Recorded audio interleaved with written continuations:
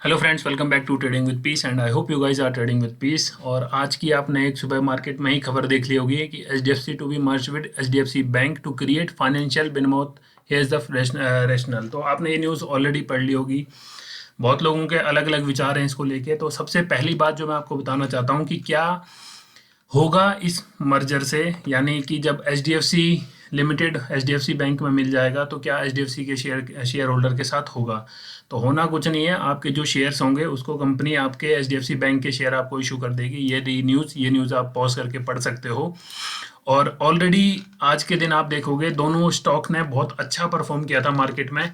और जब हमने इसको सुबह देखा तो बहुत अच्छे वॉल्यूम के साथ ट्रेड हो रहा था, बहुत अच्छे प्राइस के साथ ट्रेड हो रहा था। हम अगर 5 मिनट का 10 मिनट का चार्ट फ्रेम खोल के देखें तो आप लोग देखोगे एक तो ओपनिंग ही हुई थी एचडीएफसी बैंक की गैप अप के साथ, और गैप अप के साथ ओपनिंग होने के बाद आप देखोगे 10 बजे तक, जब ये खबर 10 बजे तक पब्लिक ने जानना शुरू किया उसके बाद इसमें थोड़ी सी एक गिरावट आ गई। इसको गिरावट नहीं बोलेंगे दोस्तों, ये एक साइडवेज काइंड ऑफ में मार्केट चलेगी।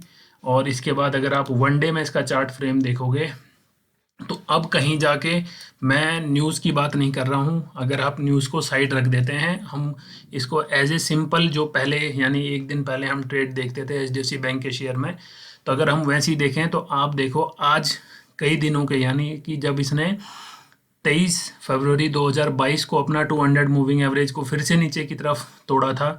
वैसे तो आप देखोगे कई दिनों से ये तोड़ रहा था, यानी 18/11/2021 से 200 मूविंग एवरेज से नीचे चल रहा था अपना सिंपल मूविंग एवरेज से। तो एक बार सस्टेन करने की कोशिश की, बट उसके बाद फिर से आप देखोगे नीचे आता गया और 1297 के एक बॉटम बनाया। अब यहाँ से जब इसने, हम सीधा अगर यहाँ पे आके बात करते हैं, जो 200 मूविंग एवरेज होता है, हमने पास्ट में जब भी देखा है, जब भी ये स्टॉक अपने मूविंग एवरेज से ऊपर निकलता है, सीधा हम अगर यहाँ आ जाते हैं, आपको मैं अगर यहीं पे दिखा देता हूँ ये, कि जब भी शेयर ने अपने यहाँ से निकला है तो एक अच्छी रैली दी है। अगर हम और पीछे जाते हैं इसमें तो आप लोग देखोगे इससे पहले कभी इतने दिन नीचे रहा नहीं। और अब जो ये टाइम फ्रेम है ये 2020 का था, इसके बाद आपके सामने रैली थी। अब ये 2021 और 22 के स्टार्टिंग में और 21 के एंड में नीचे गया था और फिर से इसने ऊपर आने की अब कोशिश की है। और विद जो ये कोशिश हुई है, ये कोशिश हुई है न्यूज़ के साथ, यानी कि जिसमें बताया गया है कि अब ये सेकंड लार्जेस्ट मार्केट कैप वाली कंपनी बन जाएगी टीसीएस को पछाड़ने के बाद। तो आज के दिन जो शेयर इसका ट्रेड हो रहा है 1654 पे क्लोजिंग दी है।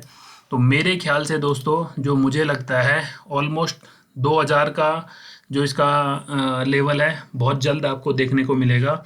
हो सकता है 2 महीने में, हो सकता है 1 क्वार्टर में आपको ये 2000 का भी ये शेयर दिखे। और एचडीएफसी बैंक जैसे कि आपको पता ही है बैंक निफ्टी को बहुत ज़्यादा सब वो वेटेज करता है। तो इसी के हिसाब से अब अगर एचडीएफसी बैंक भागेगा तो आप लोग समझ सकते हो कि अभी और कितनी रैली आनी बाकी है। तो अगर आपने मेरी फ्राइडे वाली वीडियो देखी होगी जिसमें मैंने आपको बताया था कि 18,000 तो इस बार निफ्टी जाएगा ही जाएगा, और आप देखो इस आज के ही ट्रेडिंग सेशन में उसने उसे अचीव भी कर लिया। तो हम स्टिल, हमारी यही एनालिसिस है, हमारा यही मानना है, यानी कि जो अपना निफ्टी है 20,000 तो टच करेगा ही 23rd में, जो अपना फाइनेंशियल स्टार्ट हुआ है फाइनेंशियल ईयर 1 अप्रैल 2022 से। तो मानना है कि 31 मार्च 2023 से पहले पहले आपको 20,000 के लेवल भी देखने को मिलेंगे निफ्टी में। और अगर आपने अभी इन्वेस्टमेंट जर्नी अपनी स्टार्ट नहीं की तो आई वुड सजेस्ट धीरे धीरे आप सीख के समझ के स्टार्ट करें।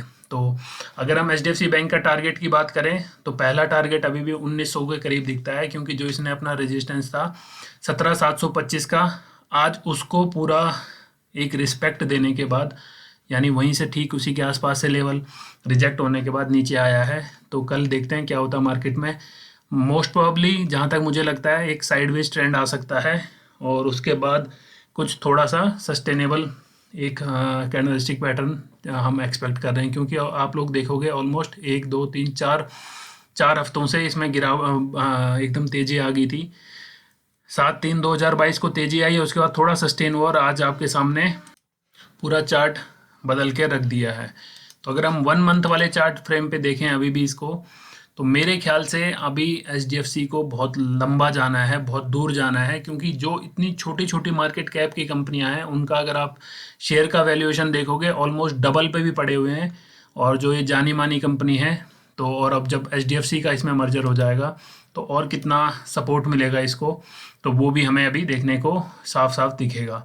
तो अगर इन्वेस्टेड नहीं है आप, तो आई वुड सजेस्ट अपनी रणनीति बनाए कोई, कुछ परसेंटेज करके आप इसमें अपना शेयर होल्डिंग कर सकते हो। और अगर जहाँ भी गिरावट मिले आप ऐड कर सकते हो। अभी ही तो अभी ये 200 जो 200 मूविंग एवरेज है इसका, इससे अभी ये ऊपर निकला है, तो अभी और दूरी इसको तय करनी है।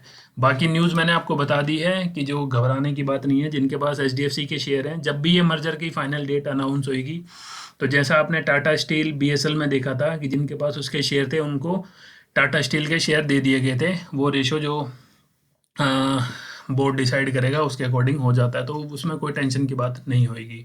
अगर यहाँ तक आपने वीडियो देख लिया, थैंक यू सो मच। मिलते हैं नेक्स्ट वीडियो में, बाय बाय।